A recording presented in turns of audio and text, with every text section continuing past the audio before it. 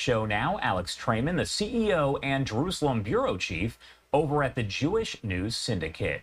Thank you so much for taking the time to be here with us today. Josh, thanks for having me. Of course. So first question here, I want to talk about that amendment that was passed by the U.S. House, all related to those Gaza casualty figures. What is the significance of a bipartisan effort there to pass that amendment? Well, I think it demonstrates that the Congress, both houses, had enough intelligence to understand that the figures coming out of the Gaza Strip were not reliable.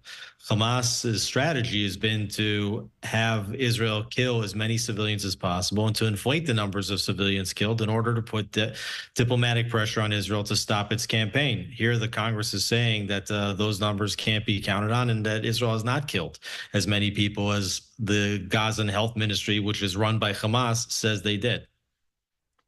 And sticking with the U.S. here, the U.S. is going to reportedly release the bombs that it withheld from Israel ahead of the Rafah operation. Did Netanyahu's video, just in your opinion, where he criticized the Americans for withholding the weapons, lead to them actually being released to Israel after all? Did that play any kind of role?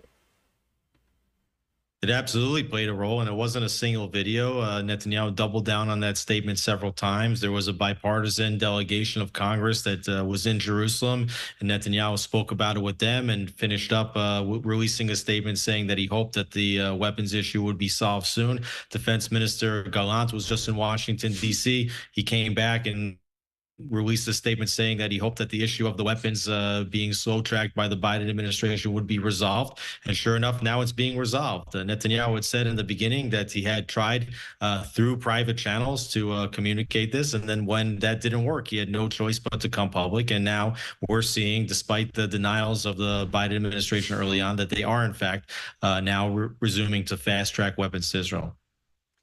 American intelligence now saying that they expect a, quote, major escalation could happen very soon between Israel and Hezbollah there in the north. My question, what does that say to you? Because we know that there's been those attacks that have been intensifying by Hezbollah on Israel. What does a major escalation even look like? Right. That's a good point, that the attacks have been escalating. And the reason why the United States is now making these warnings is because Israel's operation in Rafah is coming toward a close in the coming days or weeks. At that point, Israel will be able to shift its troops and its missile defense as well as its tanks up to the north for a potential conflict with Hezbollah, which has been firing nonstop at Israel since October 8th. That would and a major escalation would include the firing by Hezbollah of many long-range missiles. Right now, most of the missiles they've been shooting have been short-range. They could hit Israeli cities like Haifa, Tel Aviv, even Jerusalem if they start firing their long-range missiles. And if this does escalate, Israel would send its troops across the border, something that it hasn't done since the beginning of the conflict.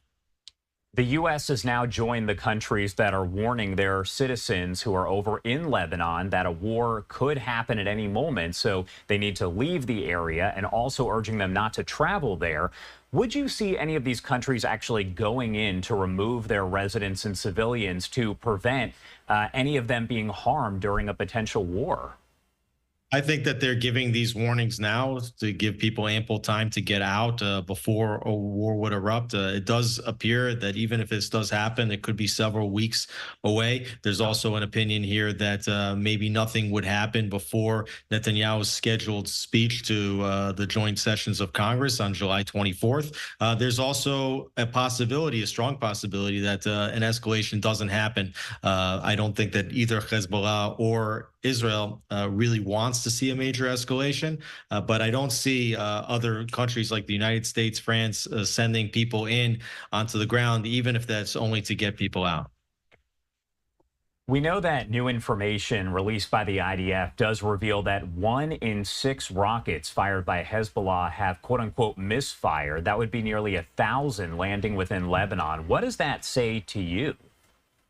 Oh, we've seen the same thing in Gaza. Hamas misfired many times. In fact, we remember when Hamas accused Israel of bombing a hospital in the Gaza Strip and killing 500 people. That was a Palestinian Islamic Jihad rocket that misfired and hit the complex of the hospital. We also learned that when Iran fired their 300 ballistic and cruise missiles and drones at Israel, that there were several misfires there as well. These are rogue terror organizations. They're not super sophisticated militaries. Their weaponry is not tested, and yes, they're doing a lot of damage to their own citizens with their own rockets that are misfiring. And we are also told that a 3-mile quote unquote dead zone has been created there in a part of Lebanon as a result of the Israeli retaliatory strikes on Hezbollah in Lebanon. What does that really mean overall? And does it give kind of an indication of what could happen to Lebanon if there is a war? Oh, absolutely. The purpose of creating the dead zone is to make sure that Hezbollah cannot establish a cross-border attack the way Hamas did on October 7th. And it also gives a warning to Hezbollah because the UN Resolution 1701, which was signed in 2006 after the last flare-up between Israel and Hezbollah, was supposed to ensure that Hezbollah did not operate south of the Litani River, which is about 19 miles from the Israeli border. UNIFIL, a UN organization, was supposed to ensure that. They haven't done it. And that's Israel's key demand. And if there is a war, that will be the main goal, to push Hezbollah back. And they're sending a signal now that the entire 19-mile strip that Hezbollah can't operate in, that could look like this 3-mile dead zone that they've created if Hezbollah doesn't retreat back behind the Litani River. My last question here. Israel does say that it, quote, facilitated the passage of 68 sick and injured children along with their loved ones via the Kerem Shalom crossing to Egypt and elsewhere. Have there been other missions from your reporting that you know of like this that we just aren't hearing about?